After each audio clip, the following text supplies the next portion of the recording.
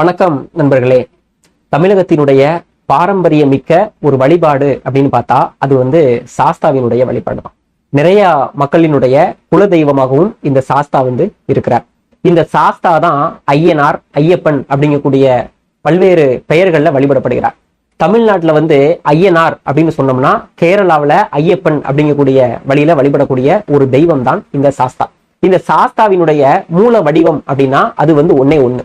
அது என்ன அப்படின்னா பூரணா புஷ்கலா தேவியர்களோடு சாஸ்தா காட்சி தரக்கூடியதுதான் இந்த சாஸ்தாவினுடைய மூல வடிவம். அது தவிர மற்ற வடிவங்கள், அதாவது குதிரையில வரக்கூடிய ஒரு வடிவம், ஐயப்பனினுடைய வடிவம், சாஸ்தாவினுடைய பல்வேறு வடிவங்கள் எல்லாமே அவருடைய அவதாரங்களோடு தொடர்புடையது. இப்போ அவதாரம் அப்படின்னு சொன்னா நாம விஷ்ணு எடுத்த அவதாரத்தை மட்டும்தான் நாம சொல்லுவோம். இப்ப நம்ம விஷ்ணு எடுத்த அவதாரங்கள் அப்படின்னு பார்க்கும் பொழுது தச அவதாரங்கள் விஷ்ணு எடுத்ததாக நம்மளுடைய பண்டைய புராணங்கள் எல்லாமே சொல்லுது. இப்ப விஷ்ணு எடுத்த அவதாரங்கள் அப்படின்னு பார்த்தோம்னா நமக்கு மச்ச அவதாரம், கூர்ம அவதாரம், வராக அவதாரம், நரசிம்ம அவதாரம், வாமன அவதாரம், பரசுராம அவதாரம், ராம அவதாரம், பலராம அவதாரம், கிருஷ்ண அவதாரம். இது 9 அவதாரங்கள். இது போக இன்னும் ஒரே ஒரு அவதாரம் கல்கி அவதாரம். இந்த கல்கி அவதாரம் அப்படிங்கிறது கலியுக முடிவில இந்த பகவான் விஷ்ணு எடுக்கப்படக்கூடிய அவதாரம் இந்த கல்கி அவதாரம் அப்படின்னு சொல்லப்படுது. அப்போ விஷ்ணுவுக்கு 10 அவதாரங்கள் வரையறுக்கப்பட்டது. ஆனா இந்த 10 அவதாரங்கள் மட்டும்தான் விஷ்ணு எடுத்திருக்கிறாரா அப்படின்னா நிச்சயமா இல்லை. இந்த 10 அவதாரங்கள் போக இன்னும் நிறைய அவதாரங்கள் இருக்கு.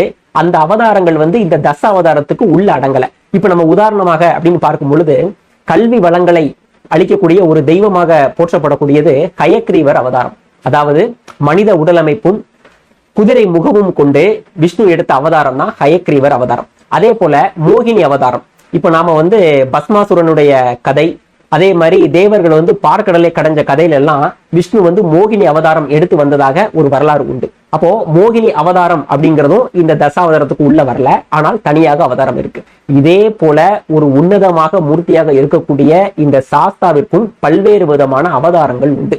ஆனா அதுல குறிப்பிட்டு வரையறுக்கத்தக்க ஒரு அவதாரங்களாக இருக்கக்கூடியது ஒரு 8 அவதாரங்கள். அந்த 8 அவதாரங்கள் என்ன அப்படிங்கிறத பத்தின ஒரு மேலோட்டமான தகவலை நாம இன்னைக்கு நம்ம பதிவுல பார்க்கிறோம். சாஸ்தாவினுடைய 8 அவதாரங்கள் எதுலாம் அப்படின்னு பாத்தீங்க அப்படின்னா ஆதி சாஸ்தா, பால சாஸ்தா, கால சாஸ்தா, கிராத சாஸ்தா, பிரம்ம சாஸ்தா, மோகன சாஸ்தா, வித்யா சாஸ்தா, தர்ம சாஸ்தா. இப்படி 8 அவதாரங்கள் சாஸ்தாவிற்காக வரையறுக்கப்பட்டது. ஆனால் இந்த 8 அவதாரங்கள் போக இன்னும் பல அவதாரங்கள் இந்த சாஸ்தாவுக்கு இருக்கிறது. இப்ப நம்ம ஆதி சாஸ்தா அப்படிங்கக்கூடிய அவதாரம் முதல் அவதாரமாக நம்ம பார்க்கிறோம். ஆதி சாஸ்தா அப்படிங்கக்கூடிய வடிவம் எப்படி இருக்கும் அப்படின்னா பூரணா புஷ்கலா தேவியர்களோடு சாஸ்தா காட்சி தரக்கூடிய அந்த அவதாரம் தான் ஆதி சாஸ்தா அப்படின்னு நம்ம சொல்லுவோம். இதை மகா சாஸ்தா அப்படின்னும் வரையறுப்பாங்க. ஆதி மகா சாஸ்தா அப்படின்னும் பல பெரியவர்கள் பல்வேறு புத்தகங்கள்லையும் பல்வேறு இடங்கள்லையும் வரையறுக்கிறத நம்ம பார்க்கிறோம். இந்த ஆதி சாஸ்தா தான் நிறைய தமிழ்நாட்டில் இருக்கக்கூடிய ஆலயங்கள்ல எல்லாமே மூலஸ்தானத்துல இருக்கிறார். இப்ப உதாரணமாக அப்படின்னு பார்த்தா சாஸ்தாவினுடைய மிக புராதனமான ஆலயமாக இருக்கக்கூடிய பாபநாசத்தில் இருக்கக்கூடிய சொரிமுத்து ஐயனார் கோவில், அந்த கோவில்ல பூரணா புஷ்கலா சமேத சொரிமுத்து ஐயனார் சாஸ்தாவாக அங்க இருக்கிறார். அதே போல திருநெல்வேலி மாவட்டத்தில் இருக்கக்கூடிய நிறைய ஆலயங்கள், இப்ப நம்ம கற்கவேல் ஐயனார் கோவிலாக இருக்கட்டும், அருஞ்சுனை கத்த ஐயனார் கோவிலாக இருக்கட்டும், எந்த ஒரு ஆலயமாக எடுத்தாலுமே அந்த கோவில்ல பூரணா புஷ்கலா சமேதரராக சாஸ்தா காட்சி கொடுக்கிறார். இந்த சாஸ்தா தான் ஆதி சாஸ்தா அவதாரம் அப்படின்னு வரையறுக்கப்படுகிறது. இரண்டாவதாக இருக்கக்கூடிய பால சாஸ்தா அவதாரம். இந்த பால சாஸ்தா அப்படிங்கக்கூடிய அவதாரம் புத்திர பாக்கியத்தை கொடுக்கக்கூடிய ஒரு தெய்வமாக இந்த பால சாஸ்தா இருக்கிறார். பகவானை குழந்தை வடிவமாக வழிபடக்கூடிய ஒரு வழக்கம் நம்மளுடைய தமிழ் மரபுல உண்டு. கேரளாவிலையும் நிறைய இடங்கள்ல பால சாஸ்தாவாக இந்த சாஸ்தா வழிபடப்படுகிறார். உதாரணமாக அப்படின்னு பார்க்கும்போது கேரளாவில் இருக்கக்கூடிய பந்தளம், அதே மாதிரி கேரளாவில் இருக்கக்கூடிய குளத்துப்புழை, இந்த மாதிரியான ஆலயங்கள் எல்லாமே பால ரூபத்துல சாஸ்தா காட்சி கொடுக்கறத நம்ம பார்க்க முடியும். இதுதான் பால சாஸ்தா அவதாரம். அடுத்ததாக இருக்கக்கூடிய கால சாஸ்தா. இந்த கால சாஸ்தா அப்படிங்கக்கூடியவர் யம பயத்தை நீக்கக்கூடியவர். பொதுவாக மக்களுக்கு எதை நினைச்சு ஒரு பயம் இருக்கும் அப்படின்னா கண்டிப்பாக மரணத்தை நினைத்து பயம் இருக்கும். எந்த நொடி எப்பொழுது நமக்கு மரணம் வரும் அப்படின்னு பல பேர் ஒரு வயசான ஆள்கள்லாம் அதிகமாக அதை நினைத்து ஏங்குவாங்க. ஆனால் மரணம் அப்படிங்கக்கூடியது வயசான ஆள்களுக்கு மட்டும்தான் வரும் அப்படிங்கிறது கூட கிடையாது. எந்த நொடியும் எப்பொழுது வேண்டுமானாலும் ஒரு மனிதனுக்கு மரணம் அப்படிங்கிறது வரும். அந்த மரணத்தை தவிர்க்கக்கூடிய ஒரு தெய்வமாகவும் இந்த சாஸ்தா இருக்கிறார். அந்த வடிவம் தான் யமனையே சம்ஹாரம் செய்த ஒரு மூர்த்தியாக இருக்கக்கூடிய கால சாஸ்தா அவதாரம். இந்த கால சாஸ்தா அப்படிங்கக்கூடிய அவதாரம் பார்க்கிறதுக்கே ஒரு கொடூரமான ஒரு தைரியத்தை தரக்கூடிய ஒரு அவதாரமாக இருக்கும். பாசம், அங்குசம், கையில பாத்தீங்கன்னா பெரிய சூலாயுதம் எல்லாம் வச்சு கருப்பு யானையின் மேல சாஸ்தா வரக்கூடிய ஒரு வடிவமாக இந்த கால சாஸ்தா அப்படிங்கக்கூடிய அவதாரம் இருக்கிறது. அடுத்ததாக இருக்கக்கூடிய கிராத சாஸ்தா, கோபக்கார சாஸ்தாவினுடைய வரலாறாக இருக்கக்கூடியது இந்த கிராத சாஸ்தா. இவரை வேட்டைக்கு ஒரு மகன் அப்படின்னு கூட சொல்லுவாங்க.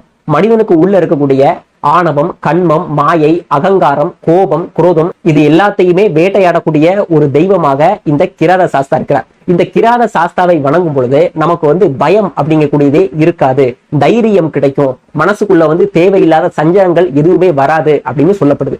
அப்படி ஒரு தெய்வமாக இருக்கக்கூடியவர் தான் இந்த கிராத சாஸ்தா. அடுத்ததாக இருக்கக்கூடிய பிரம்ம சாஸ்தா. இந்த பிரம்ம சாஸ்தா அப்படிங்கக்கூடியவர் தம்பதி சமேத புத்திரராக இருக்கக்கூடியவர். சாஸ்தாவினுடைய மனைவி அப்படின்னா நம்ம எல்லாருமே சொல்லக்கூடியது பூரணா, புஷ்கலா அப்படின்னு நாம சொல்லுவோம். ஆனால் சாஸ்தாவினுடைய மனைவி பிரபாவதி அப்படின்னு சொல்லக்கூடிய ஒரு வழக்கம் உண்டு. இந்த பிரபாவதி யாரு அப்படின்னா சாஸ்தாவினுடைய மூல வடிவமாக இருக்கக்கூடிய அந்த சாஸ்தாவிற்கு மனைவியாக அறியப்படக்கூடியவள். இந்த சாஸ்தாவிற்கு சக்தியாக அறியப்படக்கூடியவள் இந்த பிரபாவதி. இந்த பிரபாவதி சமேத சாஸ்தாவோடு அவருடைய புத்திரன், சாஸ்தாவினுடைய புத்திரனாக அறியப்படக்கூடியவர் சத்தியகன் அப்படின்னு சொல்லுவாங்க. சாஸ்தாவுக்கு சத்தியகன் அப்படின்னு ஒரு பையனே இருக்குது. அப்படி தன்னுடைய மனைவியாக இருக்கக்கூடிய பிரபாவதியோடு தன்னுடைய மகனாக இருக்கக்கூடிய சத்தியகன் அப்படிங்கக்கூடிய பையனோடு சாஸ்தா குடும்ப சகிதமாக காட்சி தரக்கூடிய ஒரு அவதாரம் தான் பிரம்ம சாஸ்தா அவதாரம். அடுத்ததாக இருக்கக்கூடிய மோகன சாஸ்தா. மோகன சாஸ்தா அப்படிங்கக்கூடியவர் மனித வாழ்க்கையில் இருக்கக்கூடிய மக்களுக்கு தேவையான சுகபோகங்கள், சகல சௌபாக்கியங்களையும் இந்த மக்களுக்கு, தன்னை வணங்கக்கூடிய பக்தர்களுக்கு கொடுக்கக்கூடிய ஒரு அவதாரமாக இந்த மோகன சாஸ்தா வடிவம் இருக்கிறது. அடுத்ததாக இருக்கக்கூடிய வித்யா சாஸ்தா. வித்யை அப்படின்னு சொன்னா கலைகளினுடைய அதிபதி அப்படின்னு நாம பொருள் கொள்றோம். சரஸ்வதி எப்படி தன்னை வணங்கக்கூடிய அடியவர்களுக்கு கலைகளை எல்லாம் அருள்கின்றாலோ அதே போல சிவபெருமானினுடைய வடிவமாக இருக்கக்கூடிய தட்சிணாமூர்த்தி வடிவம் தன்னை வணங்கக்கூடிய பக்தர்களுக்கு ஞானத்தினை வாரி வழங்கக்கூடிய வடிவம். அதே போல இந்த தர்ம சாஸ்தா எடுத்த ஒரு அவதாரம் தான் வித்யா சாஸ்தா அவதாரம். கலைகளின் அதிபதியாக இருக்கக்கூடியவர். விண்ணோர்களுக்கும் தேவர்களுக்கும் சாஸ்தா குருவாக இருந்து அவர்களுக்கு வித்தியைகளையும் கலைகளையும் கற்றுத்தரக்கூடிய ஒரு ஞான சொரூபமாக இருக்கிறார். இன்றைக்கும் கேரளாவில் இருக்கக்கூடிய நிறைய ஆலயங்கள்ல வித்யா சாஸ்தாவிற்கு அப்படின்னு சொல்லிட்டு தனி சன்னதி, தனி கோவில்கள்லாம் இருக்கு.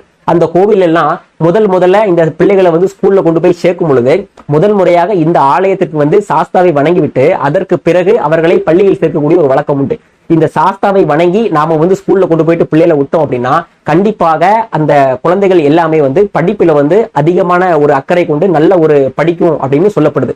அப்படி தன்னை வணங்கக்கூடிய குழந்தைகளுக்கு ஞானத்தையும் கல்வி அறிவையும் போதிக்கக்கூடிய ஒரு மூர்த்தியாக இருக்கக்கூடியவர் தான் இந்த வித்யா சாஸ்தா. அடுத்ததாக இருக்கக்கூடிய தர்ம சாஸ்தா அவதாரம். தர்ம சாஸ்தா அப்படின்னு சொன்னா அதற்கு ஒரு மூலமாக இருக்கக்கூடிய ஆலயம் சபரிமலை. பகவான் ஞான சொரூபிணியாக சின்முத்திரை தாங்கி யோக பட்டம் தாங்கி இருக்கக்கூடிய அந்த வடிவம் தான் தர்ம சாஸ்தா வடிவம். தர்மத்தை நிலை நிறுத்துவதற்காக சாஸ்தா எடுத்த அவதாரம் தான் இந்த தர்ம சாஸ்தா அவதாரம். இந்த இத்தனை அவதாரங்களையும் பெரும்பாலும் மக்களுக்கு எல்லாமே தெரிஞ்ச ஒரு அவதாரம் அப்படின்னா அது தர்ம சாஸ்தாவினுடைய அவதாரம் மட்டும்தான். ஏன் அப்படின்னா இந்த தர்ம சாஸ்தா அப்படிங்கக்கூடிய அவதாரம் தான் சாஸ்தா கடைசியா இறுதியாக எடுத்த அவதாரம். திரேதா யுகம் முடிவில இந்த சாஸ்தா எடுத்த அவதாரம் தான் இந்த தர்ம சாஸ்தாவினுடைய அவதாரம். அதனாலதான் அதிகமாக இந்த அவதாரங்கள் மக்களுக்கு அதிகமாக தெரிகிறது.